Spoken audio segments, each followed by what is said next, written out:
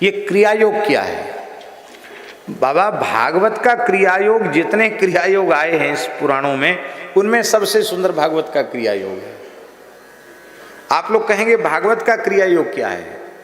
अब हम कहेंगे तो कम से कम 3 घंटे लगना हमको भागवत के क्रियायोग वर्णन करने में। भागवत का क्रियायोग है, एक वाक्य में कहें तो श्री प्रियालाल जी की, श्रीनाथ जी की अष्टयाम सेवा, ये भागवत जी का क्रियायोग है।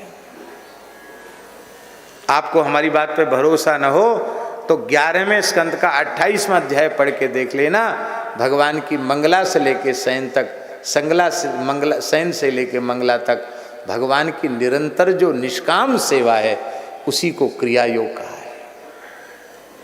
ये वैष्णव धर्म जो है ना बाबा, ये क्रियायोग है।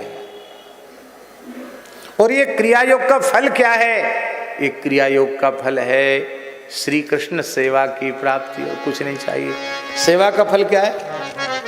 सेवा का फल क्या है? सेवा का फल सेवा है। उत्सव का फल क्या है? उत्सव का फल उत्सव है। एक उत्सव हुआ और इस उत्सव ने यदि दूसरे उत्सव का प्रसव नहीं किया तो ये उत्सव आपका बेकार हो गया। हम इसलिए नहीं बोल रहे हैं कि हम आपको कहते हैं कि अब दूसरी कथा कराओ, ये हम बिल्कुल नहीं बोल रहे हैं। लेकिन बाबा पोथी में लिखिए, उत्सव से उत्सव का प्रसव होता है, उत्सव से उत्सव पैदा होता है। हमारे महाराज जी कई बार विनोद में कहते थे, पंडित जी कथा ब्याई की नहीं।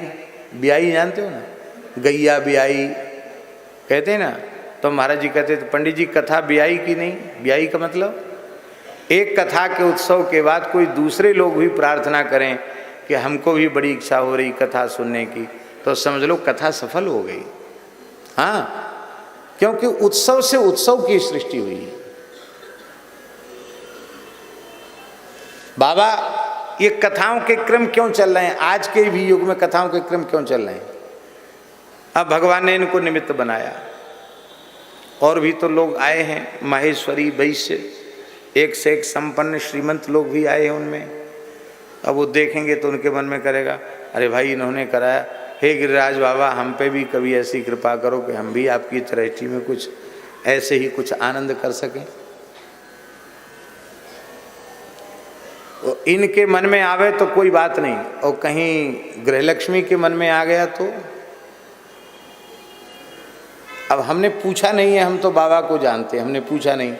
लेकिन हमारा जहाँ तक अनुभव है, 100 उत्सव होंगे कथा वगैरह के, तो उसमें 99 उत्सवों में माताओं की भूमिका होती है। वो कहती हैं अरे भाई तुम हमें एक कथा तो सुनवा दो कम से कम, देखो यहाँ हो गया, वहाँ हो गया, वो गया, एक कथा के तो जजमान बन जाओ कम से कम। माताएं, एकादशी उद्यापन हो, चाहे कोई विशेष उत्सव हो, लौकिक उत्सव, आध्यात्मिक उत्सव, सभी उत्सव माताएं करती हैं। हाँ हाँ, तो ये उत्सव का प्रसव होता है। तो इस तरह से निरंतर।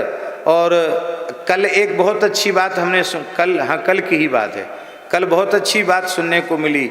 जब देखो क्या, वल्लभ कुल की बलिहारी जब देखो तब तैयारी। तो तैयारी के कई तरह के अर्थ लोगों ने बताए। एक अर्थ ये भी उसमें आया कि एक उत्सव हुआ नहीं कि दूसरे उत्सव की तैयारी शुरू हो गई।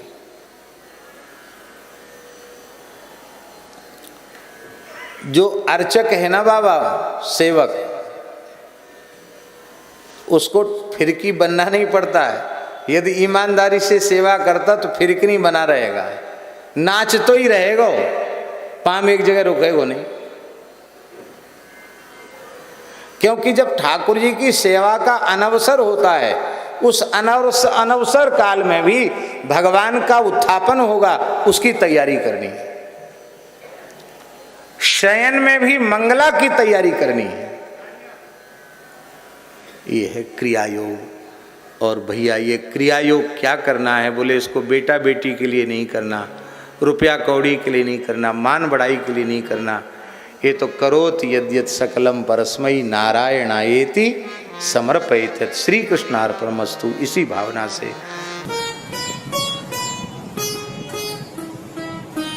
श्री सीताराम। प्रतिदिन सत्संग एवं दर्शन के लिए श्री महाराज जी के ऑफिशियल चैनल को जरूर सब्सक्राइब करें।